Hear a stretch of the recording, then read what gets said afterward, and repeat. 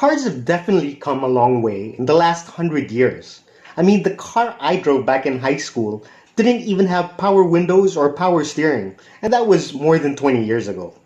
But cars have come so far that nowadays you have cars with 360 cameras, radar guided cruise control, driver fatigue detection, gesture control, cars that can practically drive themselves.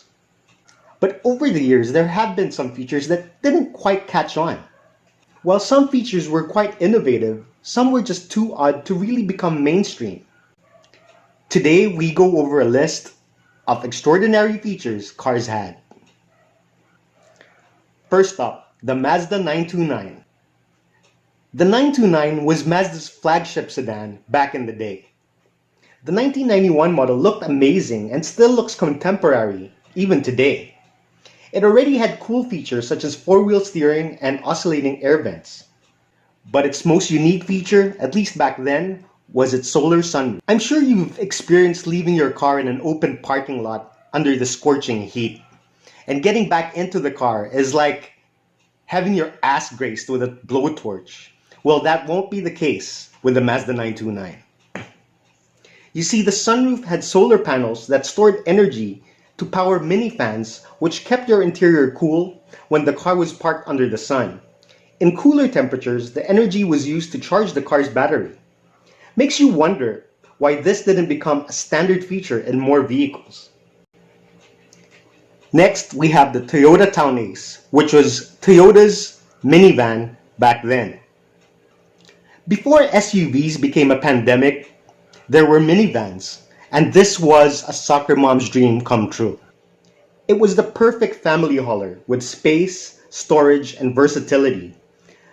But even a minivan with a gazillion cup holders would pale in comparison to the Townies, with its built-in refrigerator that even had an ice maker. The fridge was about the size of a shoebox and even came with spill-proof trays. Aside from coming in handy during a camping trip, this will definitely help you keep your cool when you encounter kamote riders out there. The next car on the list is the Volvo S80.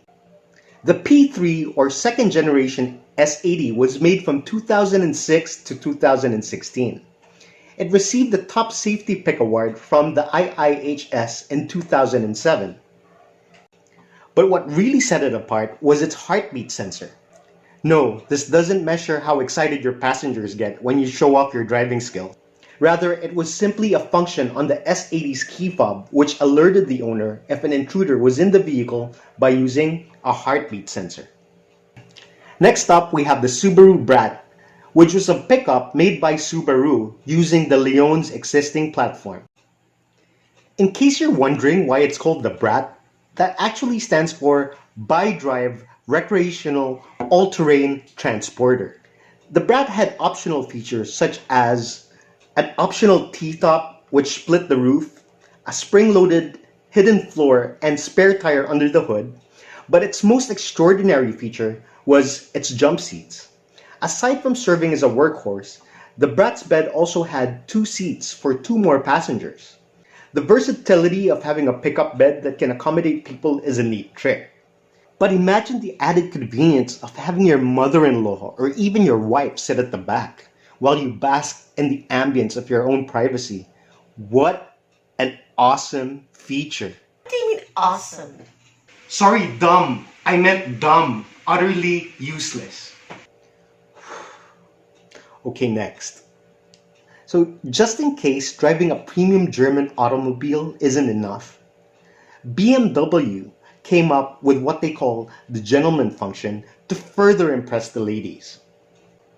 This was a feature available on the 7 Series, which allowed the driver to adjust the front passenger seat via the iDrive system to immediately give their date more legroom. There are a lot of things you can do to impress a woman. You can buy her flowers, take her out for a fancy dinner. You can even write her a poem. But if you really want to seal the deal, go for the Gentleman Function. Oh, and don't let her ride at the back of a pickup. There's that too. The next item on the list is probably one of the most unique, if not trivial features found in the car. and that is the body-sonic seat vibrator found in the 300 ZX made by Nissan. To celebrate their 50th anniversary, Nissan came up with a special edition of their iconic sports car. This version offered additional luxury features such as a black velour interior, a digital instrument cluster, but its most extraordinary feature was the body-sonic seat vibrator. No, this wasn't a feature built for ladies only. Basically, what this feature does is it makes the seats vibrate based on the frequency sent off from whatever you're playing on the stereo. Because we all know driving can be such a chore. Last but not least, we have the Mini Convertible. In 2009, the already popular Mini became available with a drop top.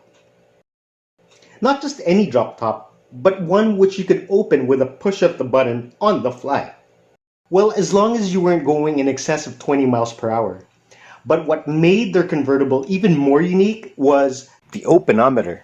The what?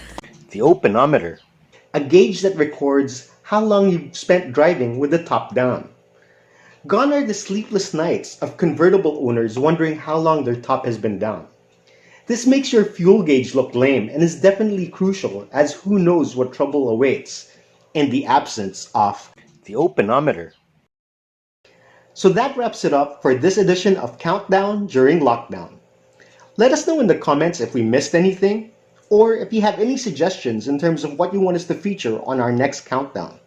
Until then, please stay tuned and stay safe. Till next time, thanks for watching, and please subscribe to our channel. Thanks a lot, guys.